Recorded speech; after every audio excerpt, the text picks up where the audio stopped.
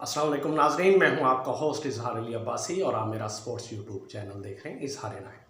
नाजरीन, सबसे पहले आप हमारा चैनल सब्सक्राइब करें, बेल आइकॉन करें और अपनी राय के ज़रिए इजहार करें। चलते हैं आज की खबर की तरह। रावलपिंडी टेस्ट तीसरा दिन 12 विकेटें गिर गईं और एक मौका ऐसा आया कि पाकिस्तानी बॉलर ने बांग्लादेशी ओपनर्स के पर खर्चे उड़ा दिए और इब्तदाई 6 विकेटें सिर्फ 26 रन पर गिर पड़ी।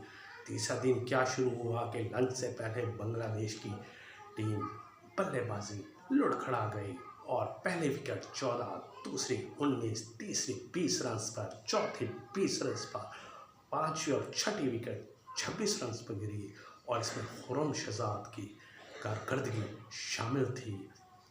लेकिन इसके बाद सातवें विकेट की शराकत में एक लंबी पार्टनरशिप हुई जिसने बांग्लादेश की बैटिंग को बहुत हौसला दिया और लटन दास और मेहदी डट गए। सातवें विकेट की शराकत में 165 रन बने। ये कीमती 165 रन बांग्लादेश के लिए बहुत अहम थे। मेहदी सातवें विकेट आउट होने वाले सातवें खिलाड़ी थे जो 78 रन बनाकर आउट हुए। 124 गेंदों का सामना किया, 12 चौके लगाए, एक छक्का लगाया।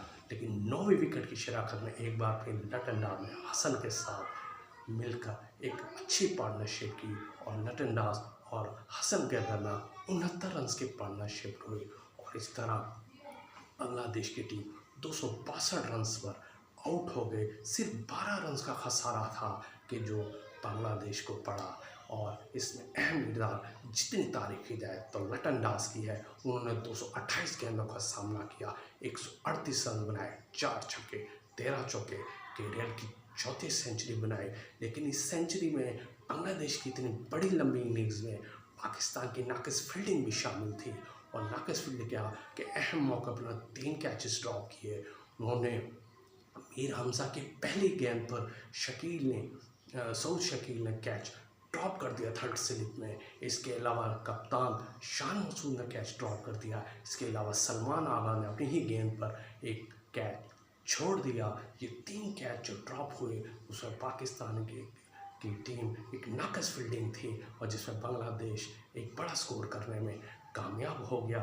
खुर्रम शहजाद सबसे कामयाब बॉलर रहे, 21 ओवर कराए, 90 रन दिए, कैरियर बेस्ट 6 विकेटें ली। मीर हमजा ने 16 ओवर कराए, 50 रन दिए, 2 विकेटें ली। सलमान आगा ने 3.4 ओवर कराए, 12 रन दिए और 3 विकेटें हासिल की। लेकिन दूसरी तरफ जब दूसरी इनिंग शुरू हुई तो पाकिस्तान की फिर ओपनर नाकाम हुए और खेल ख़त्म होने तक पाकिस्तान ने 2 विकेटों के नुकसान पर 9 रन बनाए थे।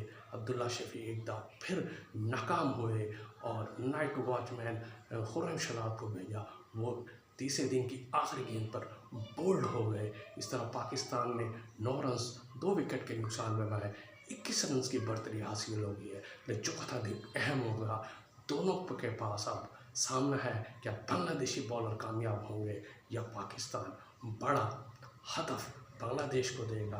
बांग्लादेश एक टेस्ट मैच जीत चुका है और पाकिस्तान को टेस्ट बचाने के लिए सबसे 2 दिन है और चौथा दिन यहाँ अहमियत का हामिल है। पाकिस्तानी बल्लेबाजों को संभल कर खेलना होगा। ये थी आज की खबर। अपना ख्याल रखिएगा। अल्लाह हाफिज़।